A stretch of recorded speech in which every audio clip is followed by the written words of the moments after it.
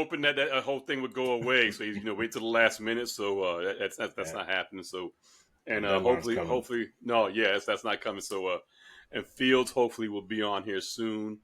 But moving on with that, Scallon, what's been going on, my brother? What you been up to, man? Besides growing the lots of love out, what's been going on? Nothing. Well, we got a couple things going on. Last time we were supposed to be on, we had some technical issues and stuff like that. Yes, sir. We Mm-hmm, had a friend of the show. We've had him on, Eric and Meg from Make Everything Good. His service dog Yep. got sick, and he's doing okay now, Denny. But they racked up like $15,000 to $20,000 vet bills. So we put out a GoFundMe, and I'll share that. We share that. We'll try to share it on our site as well. Yep. Just to support them. They do so much for first responders, helping them get to whatever treatment, helping them financially. That anything that we could do to kind of help them out would be great. So again, every little bit helps.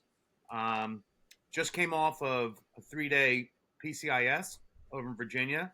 Real good, successful one. Unfortunately, like 1 or 2 days, by the day into it, we had 2 officers shot in Virginia.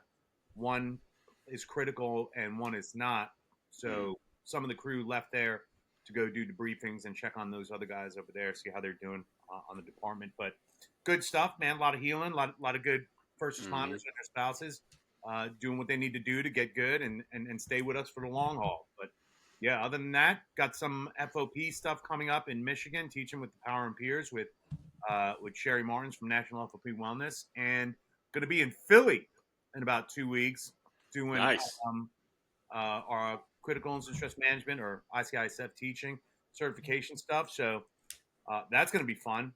And and unfortunately, Philly, the same time we lost the 2 guys in Virginia Beach, they lost a guy in Pennsylvania during, I believe, a hostage situation where a nurse and doctor were shot as well. But they lost that kid. Again, rough stuff. But that's what we're here for. We're here to make sure that everybody's doing what they got to do to be good and that their families are all right. So, but yeah, other than that, man, I want to stay busy. Absolutely, man. Absolutely. And so I'll talk for me and Doug a little bit. I'm not sure if we had talked about being at IACP Wellness when we were last on. That was in between. Anaheim?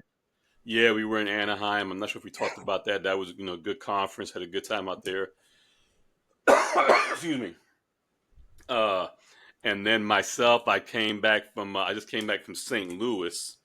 I was in St. Louis for ILETA conference, International Law Enforcement Educators Training Association. That is a mouthful.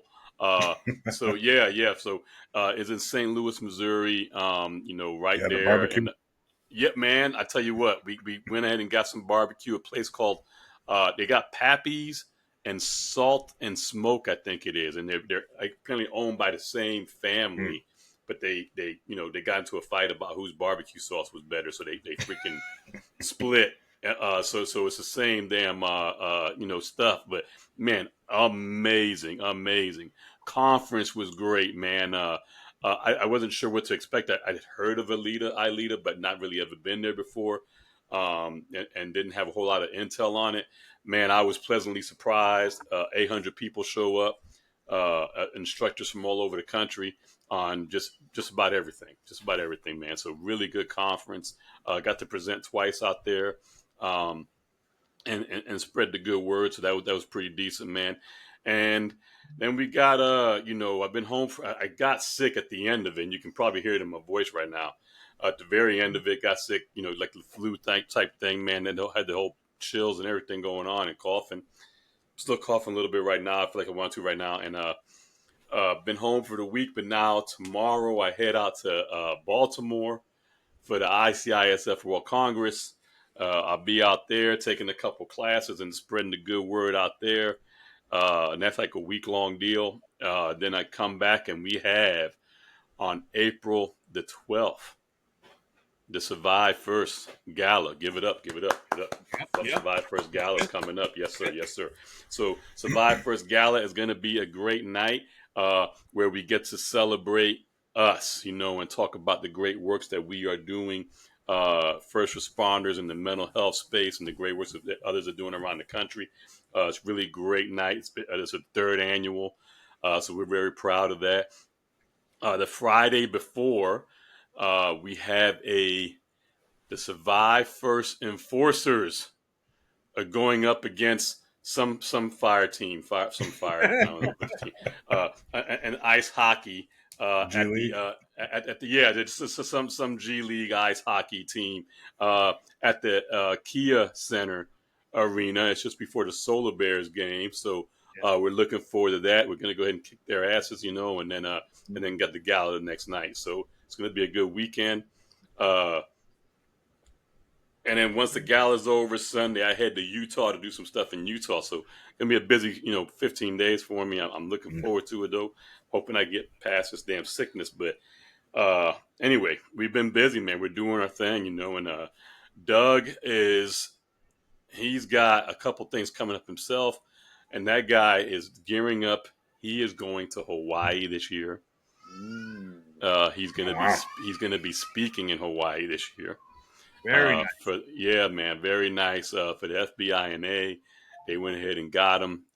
Picking that tab up, bringing Mhm. him over there. Him and the wife. It's an amazing, amazing experience. So, happy for him on that.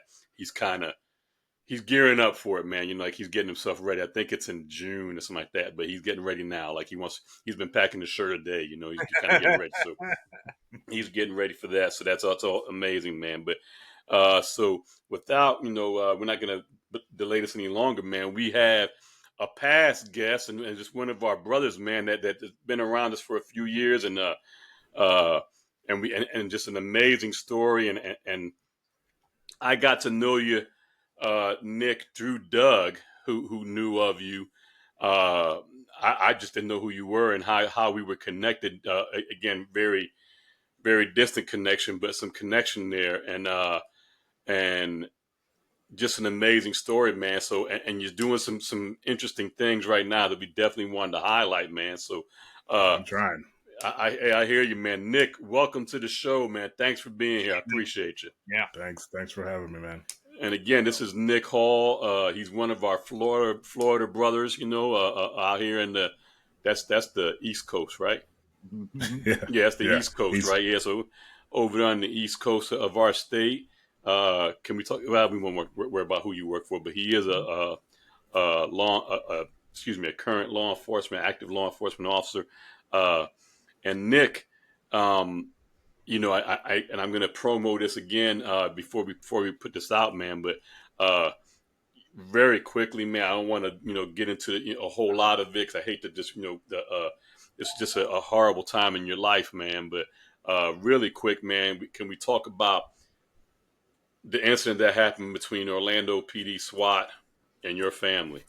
yeah. So I mean, originally I'm from New York, born, yeah, born in Long Island.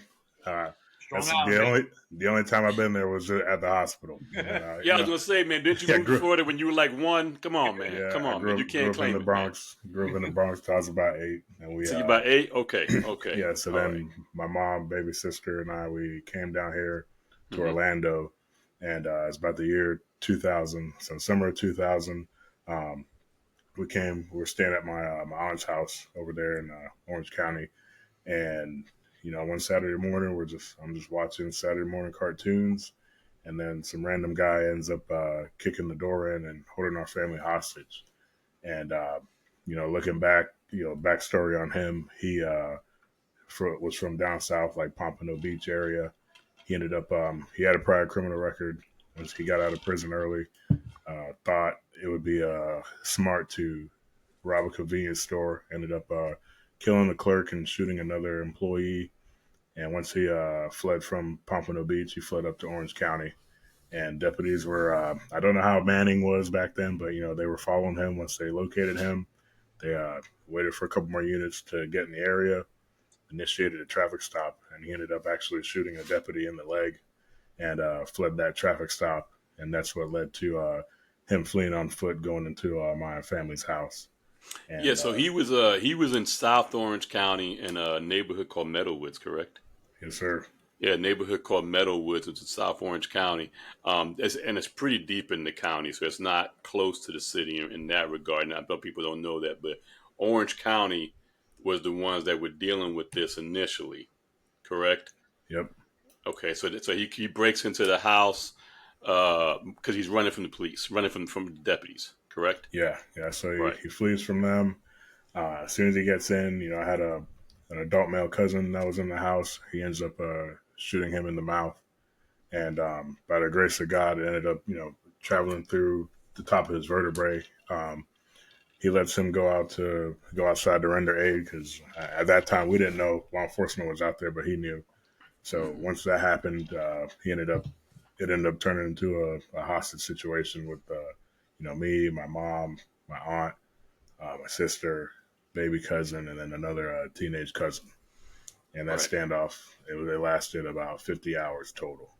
Right.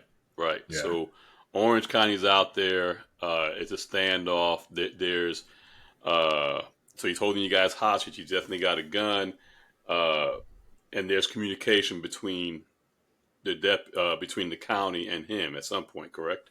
yeah, yeah. And then halfway through the game plan for them, they were trying to bring us food, and it was around that time Orlando PD SWAT ended up relieving Orange County SWAT just because of how long the standoff was. Yeah. I mean, how many hours had went by at that point So I when would when the say I would say probably at least I don't really know because I'm still waiting on a public records request for everything. oh But really? Okay. from my memory, probably about like 36. I mean, it was over a day and a half, I would assume. Right.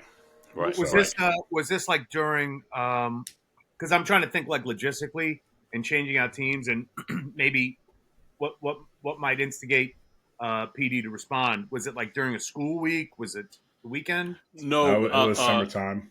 Yeah, Summer? and the issue with that is that so and, especially with Orange County and OPD, whenever the SWAT team gets called out, the whole team goes. And for 36 hours, there's just a decline in performance, right? So we want the guys to be sharp. So now these days, you do about 12 hours, man. They're getting somebody else to kind of come tag you out, right? So 36 was a long time for so the whole thing is the team comes in there, tags you out for 6-7 hours, just let you go Mm. home, wash your balls, wash your face, get 5 hours, and get your ass back out there. Cause it just, Right. rejuvenate and get back out there. So and the the the uh, the mindset is always we're going to kind of hold it. So if you're the replacement team, you're there to kind of hold things, unless of course the It pops off. suspect, yeah, if he does something and he does something, we got to react. But we're there to kind of hold, right? We're there to kind of hold status quo, let the other team get some sleep, the negotiators get some sleep, all that kind of thing, and then they get back and we tag us back out. That's usually the mindset of the command staff when it comes to that kind of shift. So 36 hours is a long time for them to have been staying. Oh, and 24 hours. I mean, I know you were a kid. Yeah. We don't know exactly how much time went by, but 24 hours Mhm. is a long time for them guys that have been, just sitting there, waiting for this thing to kind of, for things to happen. So yeah, I get it, man. So all this time has gone by. A lot of contact, I believe, between the negotiators and the suspect. That Yeah. sound pretty okay. Uh, and at some point, there's you guys need food. Yeah. I mean, and like you said, I don't know how big the team was back then, but at least there was times where he was, they're talking to him on the phone. They're Hmm. trying to. It's funny all the things you learn in like hostage negotiation schools on like what to do and not to do. Hmm. You can see that it all went down. Where like how they, they even try to bring in like his, he had a son, try getting his Hmm. son to talk to him, and wouldn't come out. Ended up shooting at the deputies on scene. There was a couple times where he shot at them. Hmm. Uh, but yeah, so then once they were like, hey, let's try to bring them food, he ended up. He looked at me and he told me to go get the food, and me being a little kid and my mom was right there, I was just like, I don't want to do it. I asked her to do it, and little did I know that was the last time I spoke to her. She when she went out there to go get the food, I just remember hearing about 2 3 shots, and Hmm. uh, and that was it. The So sniper had it. so Yep. the it's a house, has a garage, Hmm. correct? And the garage was open. Does that sound correct so far? Yeah, garage Oh, is open. okay. Garage is open. I believe the food was placed in the garage.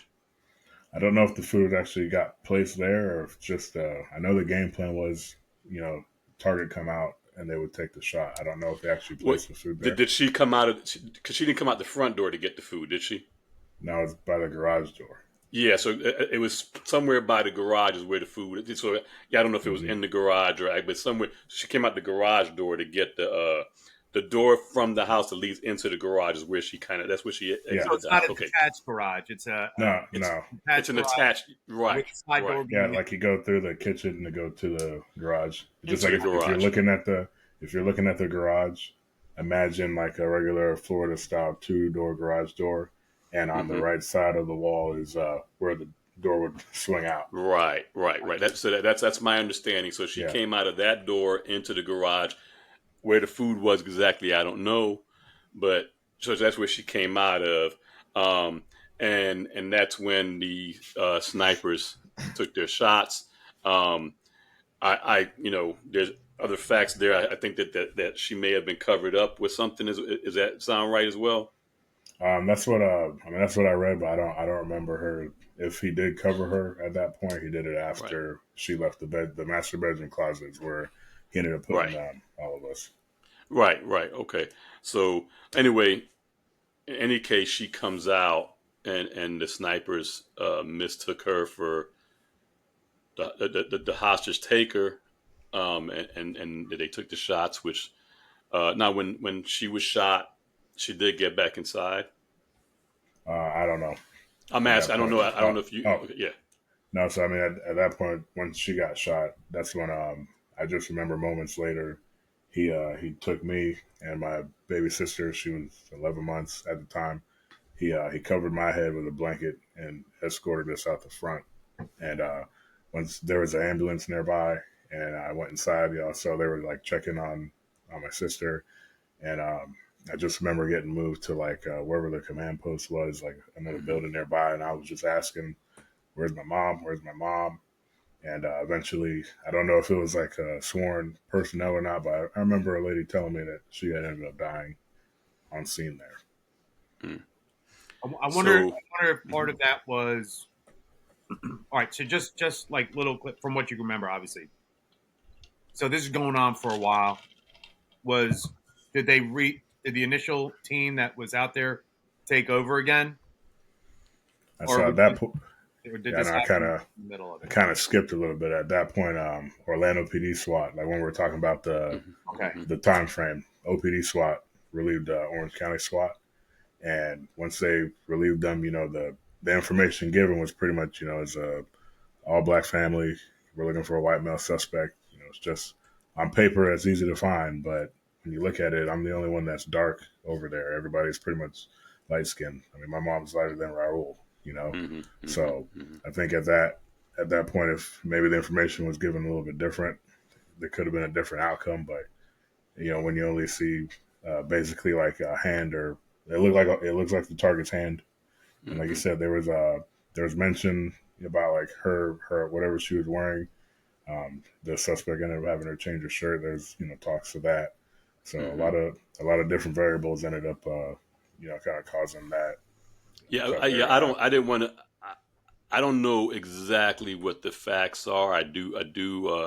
I've heard some stuff as well as that. Yeah. In reference to possibly a change of clothes, possibly something covering her head.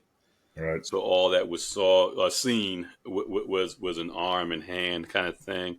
Uh, but I defer to you absolutely, and we'll wait for that public records request. But the unfortunately the tragic part of that is that she was shot and killed due to the sniper, Orlando police sniper. Uh, and so you find out that mom didn't survive it. At that point, I mean, of course, you're young. You don't know who and how Right. that all happened, right? I mean, when did that kind of when did that even when they tell you it was the police? I mean, like after they told me, I mean, I don't know the time lapse of Yeah. moments or hours, but like when I knew, I remember the emotions of like hearing it and just kind of going through it, like processing, like, hey, this happened because of a horrible mistake, like us doing the job, probably one of the biggest fears, when I think about it, like I never want to be in that position to take the wrong shot, and Mm-hmm. it took it took a lot of years of, I mean, for the most of the time of my young life, I blamed myself because I thought I left the garage door open, and this guy wouldn't have came in if I didn't leave the garage door open. Like that's how I kind of grew up thinking that this most of it was my fault, and then That once I started, that logic makes sense. yeah, I Yeah. can see how I can see how an adult could be like, yeah, because I hear that a lot, especially with guys and girls that are on the job or veterans, that something happens and one little thing they kind of yeah, yeah, I did this, or I switched seats with Raul when we were getting ready to go out on the deployment and he got killed, so that was my fault. Completely makes sense and justifiable, and you're also processing that as a kid.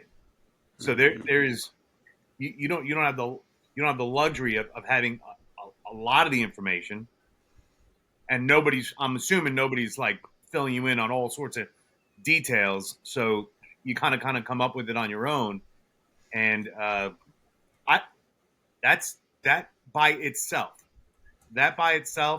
when it happened, like at your age, is one of two things is going to happen, and I would, if I was a bet man, I would wage all my money on you going a very different direction than you went. A very different direction. That's a very common response to, you have what I think is the right to hold a lot of anger Oh shit. mm-hmm. Yeah. and a lot Yeah. of distrust for law enforcement. I can't not see that happening, and I'm sure, like to a certain degree, there's some things that kind of remain there. But what happened to uh, this piece of shit? So Oh, after go ahead. wait, Go ahead, oh Nick. Go ahead. yeah, so I mean, pretty much, so after he ends up escorting me out, my cousin and then my baby cousin are still in the residence. He ends up, he's still landline with the negotiator. He's saying, he got shot the mom, and at that point, I think they had thought that the house was empty, so they were eventually they started to gas the house.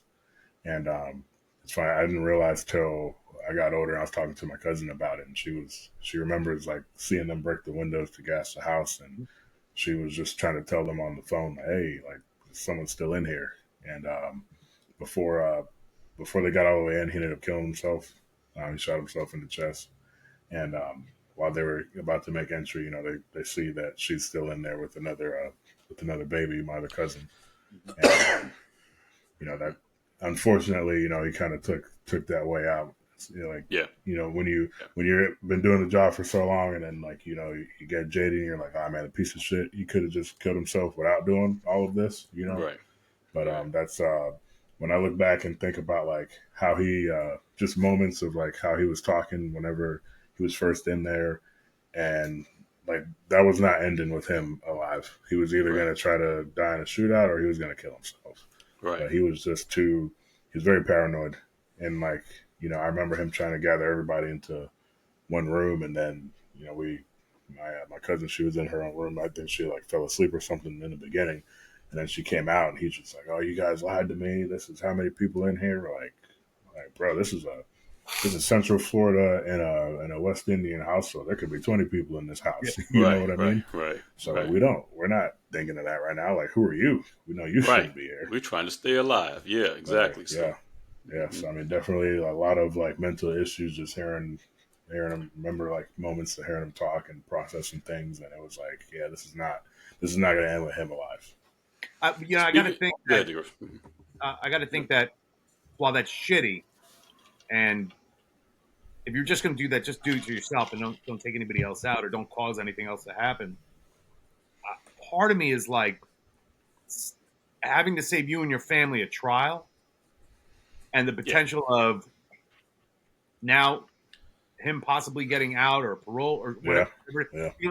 Like because I think about that with like other victims that the individual gets out and then victim witness or victim advocacy programs have to like notify, like jails notify, prisons notify the victims, hey, just Hmm. FYI, this individual's getting out. Save the trial, the publicity of all that stuff and kind of being paraded. Yeah. But listen, shit show all around. Hmm. I'm just thinking best best case scenario of the shitty scenario is Yeah. that you don't have to be Him dying. subjected to It's all. over. It's over. Yeah. Yeah. That he is over. So, And then but even that like, being said, go ahead, Nick. I'm sorry. well, I was saying like even his past records. I don't remember. It was like in the, I want to say it was in the 80s. Did some digging on him. Yeah. He went to prison for he shot a cop, and Oh wow. it was a, I think it was like attempted murder, and they put forgery. So it was something money related, and then like something involving wanting to kill a cop, and goes to prison. I believe he was sentenced to 20 years, and he gets out early, and it's like, so And I goes couldn't right back to imagine. it. Yeah, like doing that twice to where, like you said, you're gonna find out, oh, he's out of prison now. This man tried to kill me. This man affected changed my whole Right. family. You know. Right. So let me ask you, Nick.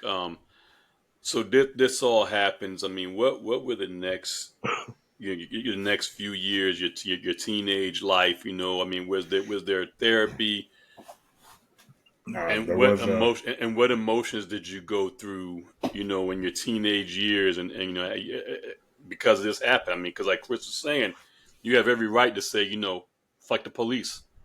Hundred You have every percent. right to say it. So what were the teenage years and your maybe early adult, years like? so the first year after that. So when we came down, I was going into third grade, and I Hmm. ended up staying with my aunt for that year. So I went to third grade over in Orange County, and I just remember moments of feeling like a lot of emotion and just like busting out crying in the middle of class, like just leaving class crying, just kind of like as much as you could say trauma that wasn't directly on a child victim would affect them, Yep. would Yep. be. And then come fourth grade, I ended up my dad, ended up living in the next county over, and that's how I ended up coming over here. And he got custody of me, and there was in the beginning there was like therapy, counseling they tried doing. I just remember not wanting to talk to, Yeah. especially a stranger, and it was just like a lot of information, coming in where it's like, now I'm living here, like I'm not with my sister, not with my brother, like I don't know, like it was just a lot of information to like take in, and you're Hmm. 9, 10 years old.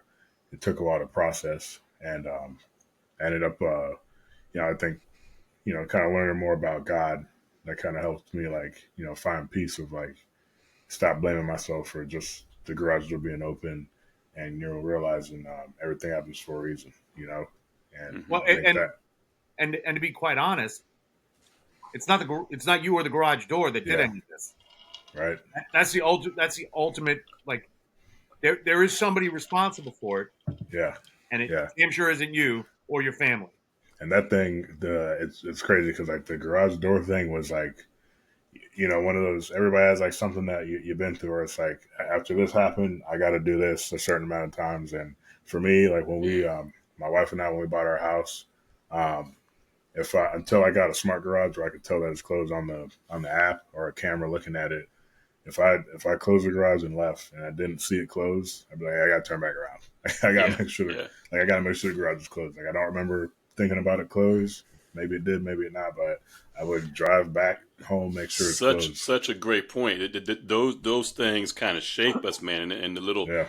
little twitches that we have, little behaviors. I tell you, I went through something with my son, where the craziest thing. We went to Arby's, and he was 5, and this guy runs up on my car while we're trying to order some French fries. He wanted some French fries Mm. before flag football. Never forget this.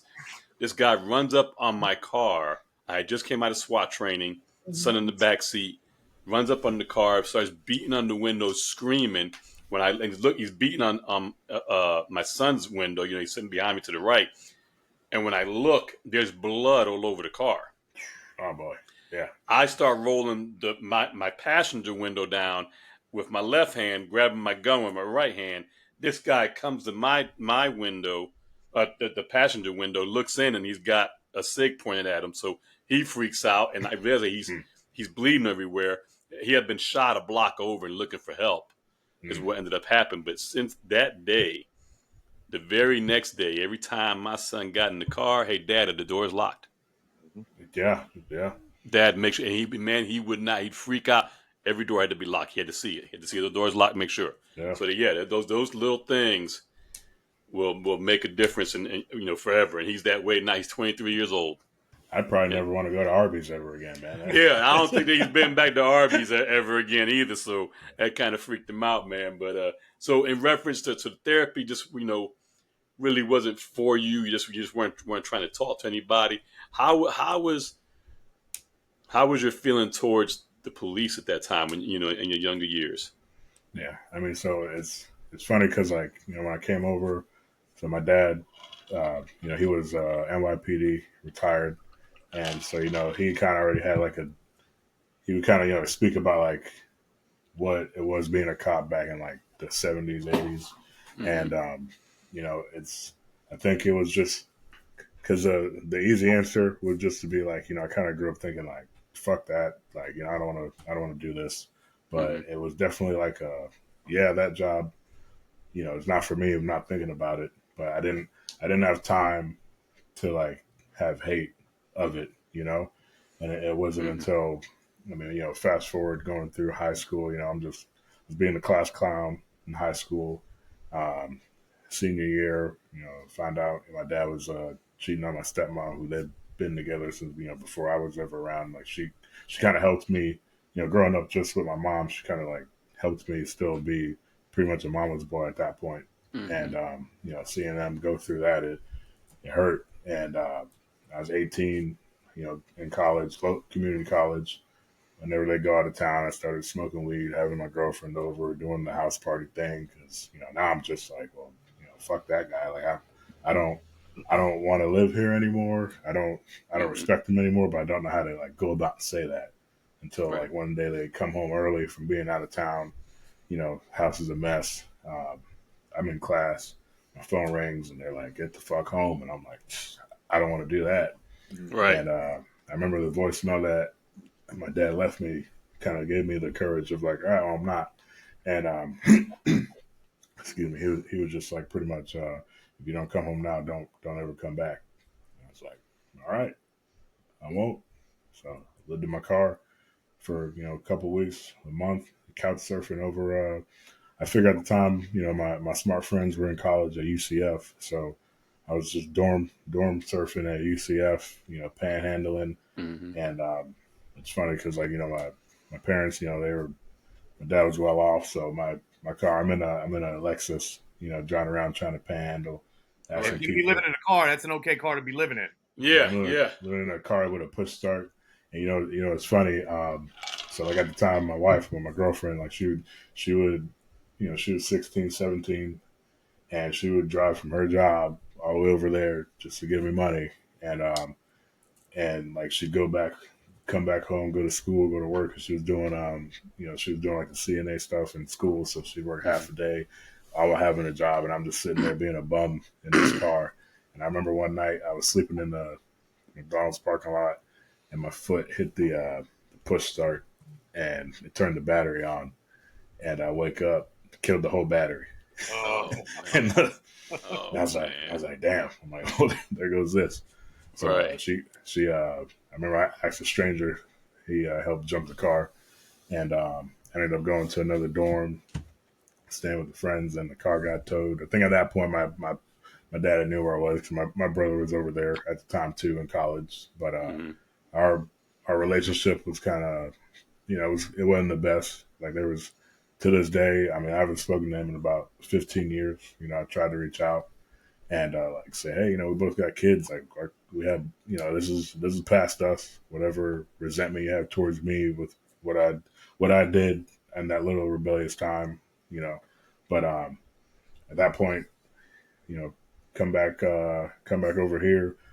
my girlfriend's family lets me stay with them for about a week, and my dad comes over. He's like, "Hey, come on, let's go. Enough of your games." And I'm just like, "Hey, man, I don't want to live with you anymore. Like, I don't respect, what you did." And the two things he hit me with was, I wish you were dead instead of your mom. And then he said, "I'm not even your real dad." And I was like, "What?" Mm. So I ended up, I have an aunt that lives out here on my mom's side. So I call her, fact check.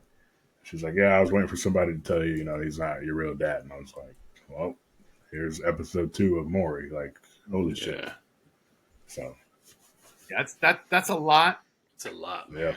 That's a lot to go through. And again, if I'm betting you're in jail, Yeah, or still not betting cop. yeah, Yeah, cop. I'd have lost all my money on that one. Yeah. yeah. But so I I think in just hearing it, there's something in you. Well, first of all, it sounds like you got more love from people that weren't blood than were, with the exception obviously of mom and aunt and stuff like that. But something inside you, like we all hear that why you want to be a cop to protect and serve. Most of us are just want a job to get the fuck out of not doing some other shit or doing some other stuff. But like I think something it feels like something inside of you is just like an altruistic. I want to help people, like for real. Yeah. Like I feel that where you're coming from, you have every right to not want to help anybody, to not do anything. But there's something to me admirable that you know, you can't learn that. You know what I mean? Mm-mm. Like I think it's within Yep. you just to do that. Is Well, let's that ask the question though, Chris. I mean, what was the thought process, Nick? I mean, what, how in the hell did the cop thing even enter your brain? Like, and we're letting the cat out the bag a little bit, but you're an active cop now. I said at the beginning of the show, but how, what age were you, and how did that even enter your brain? Like, fuck the So, police. I mean, at that point, and you're half a transient, panhandling and shit, and you're trying to find a job. What made you say, yeah, hey, them fucking guys that responsible for tragedy, with my mom, I'm gonna go join them. What the fuck? yeah, I mean, definitely. So after staying with my wife's parents from that first week, they're like, "I give it a week," and then that happened. That week turned into a year, and Mm-hmm. got my first job working at Kohl's. I was 19, 20, and I wasn't pretty, so I was in the back. I was working freight. Like, I was just going there 4 in the morning, unload the truck, unload the truck for 2 hours, and go home. Like, barely making any money. Right. Driving my girl's car up there, and then making sure she got it back to go to school. Right. And then I started working on construction with my father-in-law, and then for a couple of years. Uh, so at the first year living with them, we get our own place, we get a duplex, start working construction, and kind of in the middle of shoveling concrete in Florida in the summer, I'm like, okay, I want to do something besides this. Like I want to, I'm done smoking weed, I'm doing all done doing all the bullshit. I want to, like you said, I want to do the right thing, help Mm-hmm. people, but it was like a morally, like, I want to do something better than where I'm at now, and I want to kind of make better choices. And at first, it was thinking about being a firefighter, but then I You kind of made a realized mistake, man. You should have been in I'm the red afraid of truck, heights. baby. I'm afraid of heights. I can't climb the ladder truck. So Okay, that's not gonna work. That's not gonna yeah, work. yeah. So I bullets are was like, fine, but heights, fuck The that. heights, yeah, the heights yeah, you can't do. Yeah. Okay, go yeah, ahead. Go ahead. yeah, I'm sorry. yeah. I was like, yeah, I can't do that. So then I was like, all right, let me think about being a cop. And so I told my girlfriend, my wife, and talked to her family, and ended up, yeah, it's ironic because like even with her family, like her dad ended up, cheating on her mom in the academy, the same building that I went to, and like separated their whole family, and that she ended up getting a new dad, remarrying, adopted them, all that, great grandpa to this day. But Mm-hmm. it was one of those things where it's like, hey, I want to go be a cop now, and you know what happened to me, and I know what happened to you, but I still want to go ahead and do this. And then I went over to my aunt's house, told my family before I, put in for the academy, and said, hey, this is where my heart's at. And, they supported it. They could see, what my intentions were. Like, I actually, want to go through, do this and make a difference. Cause it was one of those moments where I always knew in the back of my head, like, all right, something bad like that could happen. But now I was like, I want to be there to maybe say, like, I can help someone get through Mm-hmm. something like that, you know? Right. Yeah, like there's a lot going on right there. But I know I'm working, like I know when I started, I know when Raul started and stuff like that. Once you start getting into it, it's all about just getting through. But then Mm-hmm. once you're in, you kind of in with whether it be platoon or specialty unit and stuff like that. One of the big things we always talk about, it's a lot of downtime. We talk about our backgrounds, what we're doing. Did that come out fairly quickly? I'm sure it came out in your background when you Yeah. were going through the problem. I'm 100% sure, unless they were stupid Yeah. uh, Right. Right. and we're just like taking anybody. But I applied for OPD back then, and I think I had to disclose that, and did not hear Yeah. from that. Yeah. That so that what? that that probably How was wasn't that going to happen received? right away. How was that received when you were on the job? When you first got on the job? When obviously one of a couple people probably knew about it. So when so going through the academy, was gave some people different perspectives. Like when it kind of came out, just talking to your classmates and the instructors. And then once I ended up going to Coco, where I met Doug, and some of the FTOs there, they were like, hey, especially the guys that were on SWAT and they were snipers, they were like, hey, I read about what happened to you and your family. Like it's here. Like I can't believe you actually are doing this. We tip my hat to you. And that's when it hit me. Like I didn't know how much being a kid and then getting into it. You don't realize something like that how it would affect how law enforcement would train. It definitely changed how snipers work around here in this area. Hmm. So it kind of was like, oh, well, I mean that's crazy that it's in there, but I'm still trying to figure out how to get through field training. Like I still, Right. Yeah. Right. Right. so Right. still trying to figure out how to do this. So I mean, it definitely the older guys, it was kind of gave me some respect from them, and then Yeah. it definitely kind of started putting the bug in my ear, thinking like maybe down the road, I want to get on the SWAT and kind of go through that stuff Hmm. and then be a part of something like that. And so fast forward a little bit, now you're in the law enforcement career. Uh, you had just a chance meeting with another OPD sniper, and you guys get to talking, Yeah. and how was that conversation, and we'll get into that. Yeah, how was that conversation? So I mean, like when you go to advanced trainings and we Mm-hmm. give our resume, and so I was doing training up in Daytona, and she's saying, hey, I work here, and I used to work at Orlando from this time, so I was like, oh, he was there when it happened, so Mm-hmm. I was like, hey, were you ever on the SWAT? Because he said he was SWAT, so I was like, we're on a SWAT team during this incident, and he was like, I was there, and I was Mm-hmm. like, wow, yeah, he was a sniper scout. He said he just left the post before he heard the Right. shot. And Right. definitely one of those moments, man, where like, we went to lunch, we prayed together, cried together. Like it was you know, with all the stuff, it's hard for me to say, I can't say God's not real with everything that Sure. I've been through and And the so, people I met. and so I ask you, and I asked you this before, um, and this just amazing to me. But do you hold any ill will towards the sniper that took the Nope. shot?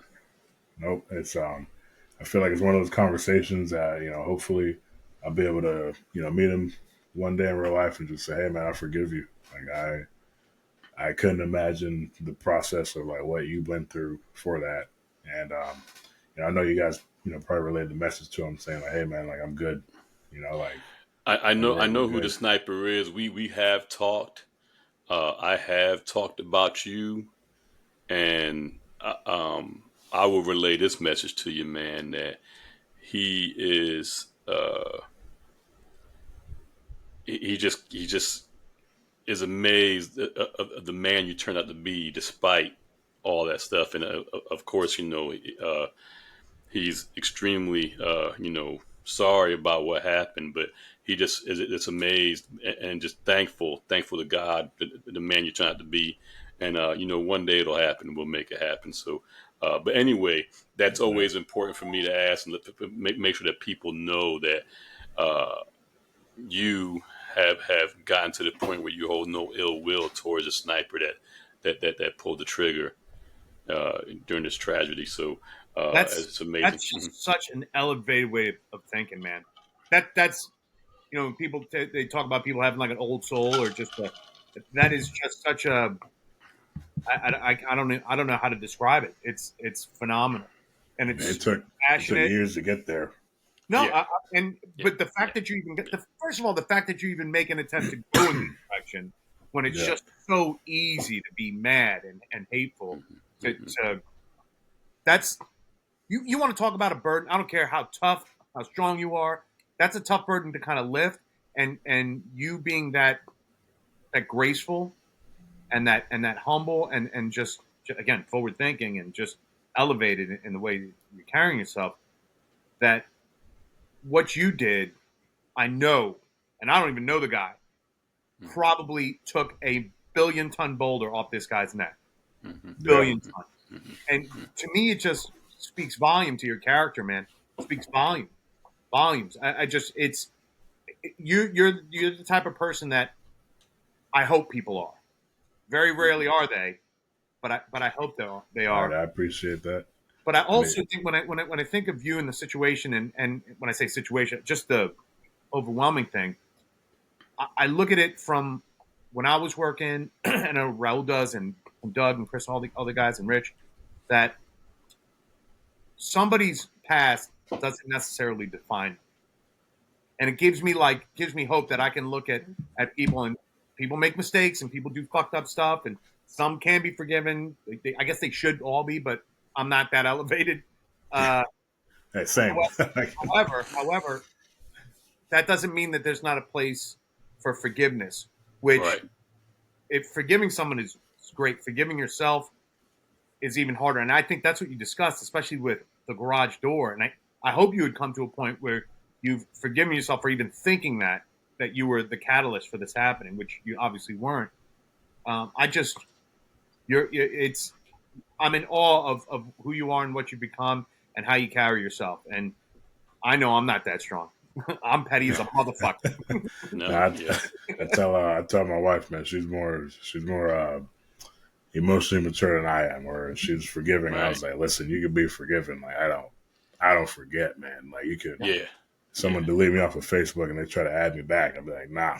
Don't worry about it. Yeah. Don't I worry remember. about it. I Well, so remember. so let me we're gonna fast forward a little more, man. So last time we had you on and we talked about this, and it's been a couple years ago, if I remember correctly. Yeah. Um, we Yeah. had you on, and you kind of started hitting the teaching circuit. You hooked up to Rick Salcedo, a friend of the show, a crisis negotiator extraordinaire. He is one of the Yeah. monsters of negotiations down here in the Southeast. He Shout travels out the to Rick. country. Yeah, shout out to Rick.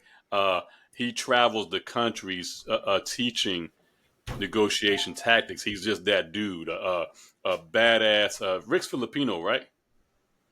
Probably. He's like Yeah, a. he's got some kind of Asian in He him, likes man. So Spanish, but he's Asian. No really yeah, from yeah, the yeah, yeah. Philippines. So, Yeah. Yeah. man, he just did a kick-ass vacation. Did you see that? That's amazing, man. Yeah, Uh, man. I'm trying to get yeah, like him. yeah, man. So anyway, you hooked up with him, so you've kind of gotten into the teaching and kind of sharing your story and putting that out there, uh, and just starting to pay it forward, man. You kind of saw a need out there, so you're starting to push out that good word, man. So, and next thing I know, uh, you started a new venture, man. What are you doing now? So I mean, now we got I started my own podcast, so we got that going. But it's Yeah. like you said, man. Backtrack a little bit. It started from when I was in on the crisis negotiations team Mm-hmm. in Coco. So you go through hostage negotiations school, and as I'm watching the instructor go through the slideshows of all these hostage situations. Next thing you know, I see my mom's obituary photo in the slideshow, and I was like, "Oh, that's my mom." And he's like, "Oh, let's take a break." He's like, "You good?" He's like, "Are you good?" I was like, "Yeah, I'll tell you about it if you got time." So that was like the first moment where I was like, "Oh, kind of just talking about Right. a situation," and then that turned into the school ends up getting a different instructor, and then one of Mm-hmm. my old sergeants got me in contact with Rick, and it turned into just speaking at Rick's classes around locally around here, Mm-hmm. and I finally got the class you need to be able to like teach at the academy. So I banged out instructor techniques. So Yep. Yep. that Yep. the game plan, speak to the kids there, give Right. back, and then I was like, I feel like I gotta at least try to get my own podcast going to where I've been doing this job for 10 years now, Mm-hmm. and every time, I mean, the more you meet more people at work that would want to talk to you, right? Right. Like if the three of us are walking down the street, nobody's gonna want to talk to Sky and walking around ripping cigs, you know. Right. Right. Right. Right. but like, Right. but so like the moments of being at work and speaking to people, you realizing everybody comes from a different walk of life, Mm-hmm. and you don't know what it took for somebody to get here today to wherever you meet them at. And I was like, you know what, I got to at least try to. There's a platform, and I always hear people say like, I got some radio voice. I sound like Barry White or something. Right. And Right. I was No, just like, well, he's cramping your style, Raul. Oh, Stealing. that's okay, man. I always tell, hey, Nick and I have a face for radio. We're good. Hey, We're hey, good. Nick. There's two things that I want to just touch on because I know we're coming up short here a little bit. Mm-hmm. Mm-hmm. One is I think your experience took what is probably the most tragic event that anybody can experience and has evolved into a teachable moment, a way that has probably shifted, if not definitely shifted, the way operations are conducted. Um, and so that's tragedy remains a tragedy unless we grow from it and Mm-hmm. helping other people do it. So that by itself is just amazing. And the other thing I wanted to say is there's a lot of guys and girls out there that take their experiences and write books. There's been when we go out and speak and stuff like that, people are like, "Hey, you guys should write a book." I wouldn't read my fucking book if I wrote it, right? Your story, 100%. Your story is a friend of mine, Jonathan Hickory, uh, wrote a book called "Break the Chain," and it wound up becoming a movie. Uh, Break the Chain. His struggles with drinking and depression, and suicide, and then coming out of it on the other side. Phenomenal story, and it's great. And I don't take anything away from John's book, although I do call bullshit because the guy that played him in the movie has fucking hair, and this guy's as bald as my ass. So, I talk shit about it for it. But having said that, if you're not, and and I wish I had done this earlier in my career, and I think you're in a really good point to do it. Start taking notes of Yeah. where you're at, Yeah. where you've been. Yeah. You're in an amazing spot to do it. Yours would be a book that even if Raul wrote it, I would read it. It just tells your story because it's important. It's important. Raul's book would probably have a lot of pictures and some coloring pages in it. Yeah. Yeah. Yeah. The Big story, words. Big, story by big itself, letters. Big letters. big, Yeah. Yeah. big letters, small but a words. cardboard book, Yeah. 4 pages. No, your story is unlike anything I've heard, and could totally see that being parlayed into a movie. Like, Yeah. and again, I, I don't know who you're going to get to play. I'm sure Raul will probably put in to play you and stuff like that. But um, I just the book thing. I hear it all the time, and there's people out there that write books that are fucking idiots. I think your book, getting into again your story and how you saw it through your eyes, not just how we see it and how we think. I think would be insightful to everybody. It's one of those things that where your ability to kind of take that and not let it jade you and Yeah. actually grow from. Here's ultimate example. When bad shit happens to a lot of us, we decline and like PTSD, depression, anxiety, all that stuff. That's a negative effect. Right. Then there's post-traumatic growth, or vicarious resilience. Like out of tragedy, you can become better and stronger. Mm-hmm. Yours unites what a lot of people, especially now, it's the country's so divided between law enforcement and the citizens, Mm-hmm. stuff like that. Mm-hmm. I think your story is a catalyst for, and basically a blueprint for how we should treat each other and how we should kind of conduct ourselves. So, write the book. I guarantee you, somebody be like, "Oh, let's get this motherfucker on screen." I mean, not you because you're not that awesome. Yeah, yeah, no, But like, I can't. like Someone with a better beard than me. get Edris Elba, Right. Right. Right. stuff like that. Um, yeah. No, it's a phenomenal story that we do an injustice by not making sure everybody in the world kind of hears it. Yeah. And just, my hat's off to you. It's phenomenal, man. Phenomenal. For sure. I For sure. appreciate it, man. What's the name of the podcast, Nick? It's a podcast. It's Endure with Nick podcast. Endure. Appropriate Yep. name right there, my brother. Appropriate name Yep. right there, man. So, what kind of guests are you having on? What are the things you're talking about on Endure? So I mean, for me, man, it's one of those things where everybody been through something, you know, and it's just we don't have the time to speak on what someone went through and how they got through it. So if you not just law enforcement or just anybody in general that has went through something and they've found a way to take that negative or hard time and like turn into a positive, you know. As you have, sir. As you have. Yeah. Absolutely, man. So, really quick, we are coming up on time, man. So, what I'll do, and Chris, I'll shoot it to you first, man. You know, kind of some last words, and Nick will give you the last word. Definitely pump up Endure again. It'll definitely, anyway, we'll pump it up. But Chris, go ahead, sir. Yeah, Nick, dude, the first time you were on, phenomenal. And it's been a couple years, so to see you kind of stay the course and actually become a little bit more mature with it is phenomenal. The fact that you have a podcast, I love it. The fact that you're just do everything that you're doing is, I wish I had that kind of role model when I was going through my career. Somebody like you, you're phenomenal. I would say this, like I said, to a lot of people that I think are deserving of it. You're probably not going to realize how many people you touch with your story and with your experience. But I guarantee you, if they were all to stand up, it'd be overwhelming. So my hat's off to you. I'll start watching. Where can we watch or listen to Endure It Next? It's on YouTube and it's on Spotify. So all at Endure with Nick. Also on Instagram. Yep. Yeah. I'll put it in the credits, man. So I'll make sure to get all that. So that's cool, man. Nick, from me, man. Thank you for being on, man. You are the poster child for resilience, 100%. for maturity, for just all those things that we talk about, man. I want to be like you when I grow up, my brother, and I mean that. I mean it in the most respectful way, man. Chris had said something earlier, and it's a term that we use in my family to describe those that are ahead of their time, and that's that old soul.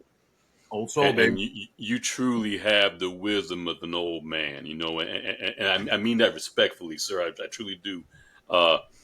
You realize stuff that I think it takes people a lifetime to figure out, and you did it in a short time, man. In a short time. So, to Chris's point, man, continue capitalizing on the person you are and the actions you're taking, man, and paying it forward. You'll never know the effect you have, but I promise you're having an effect. And I just, I echo some of the things that Chris said, and just thank you again for being on, man, from all of us at Trying Behind the Badge, man. Thank you again for being on. And with that, Nick, pump everything up again with Endure and whatever else you got coming on. Thank you, man. I appreciate you. Like I said, the podcast is at Endure with Nick. Right now we're on YouTube, Spotify. So if anybody even just reaching out on here, if you got a hard story, something you want to talk about, I realize what helped me is actually, kind of just speaking about it. And it's something that helps me process and get through it. So if it can, if maybe it can help somebody else just talking, speaking about whatever you went through, I'd love to have you on the podcast. So definitely it's like you said, man. I appreciate the words that you guys are saying. It took a while to get here, but everything, man, God's plan. Yes, sir. You're exactly right where you need to be when you need to be there.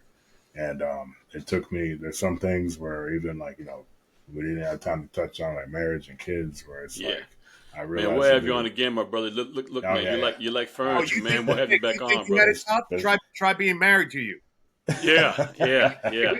Yeah, yeah. That's what Sure. I'm saying, man. Like even just seeing the bigger picture of things. It Mm-hmm. took a while, but I feel like some of them I kind of learned it quicker than others because just Right. seeing like other, just how life goes, man. Like when you guys talk, man, I listen. They say listen when the OGs talk.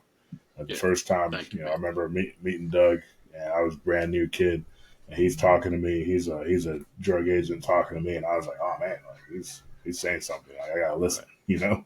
Yeah. Yeah, you Yeah. got to listen because he'll forget Yeah. 4 seconds after he tells you. Yeah. Yeah. For sure, man. For sure. Well, again, man, thank you very much. And as always, everybody. Uh, and again, I'm sorry, Nick. Your credits. We'll have Nick's information in the credits. So please follow Nick and Nick at Endure. Is that correct? Endure with Nick. Endure with Nick. I'm sorry. So yeah, it'll be Yeah. in the credits. So take a look, follow him, make sure you do that. And as always, if you or anybody you know is going through any kind of crisis or need any help, our information will be in the credits. Reach out to us. We will get back with you. Thank you very much, Nick. Thank you. Appreciate it, guys. Yeah, thanks, brother. Thank you, Thanks. guys.